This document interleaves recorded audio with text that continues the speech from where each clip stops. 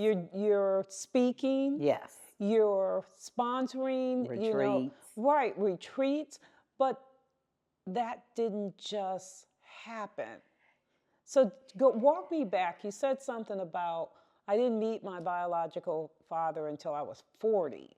Mm-hmm. Tell us about that experience. I think for me, that experience was hard because a lot of times when you are out of relationship with God, with yourself, what have you, there's this void. There's a hole in the heart.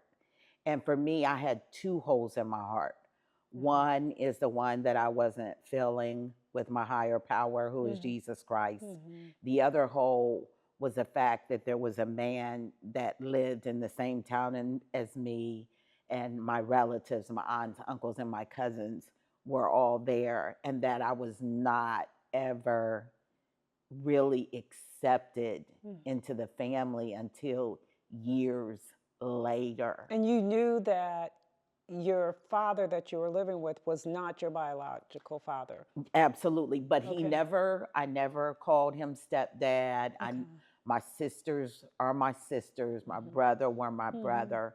But that was a traumatic experience because when the man that births you says you are not his, and then 40 some years later, you come back and you say, yes, you're mine. And I accept it with an open heart because I knew it was a part of my sickness that was going on within me, and it had to be fixed.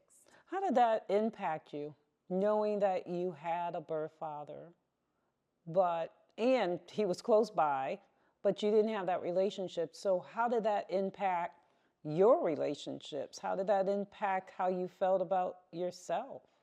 My self-esteem was very, very low.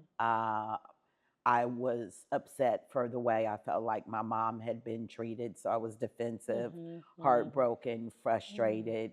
It caused me to be in relationships with broken men.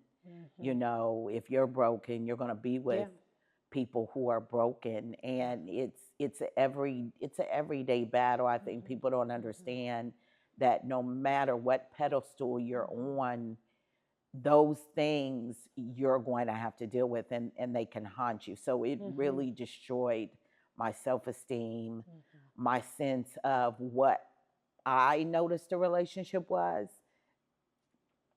It was, I like you, I think you're pretty. Those were the type of things that I accepted because I never got it from the man who birthed me, who helped conceive me. And that took me down a dark road.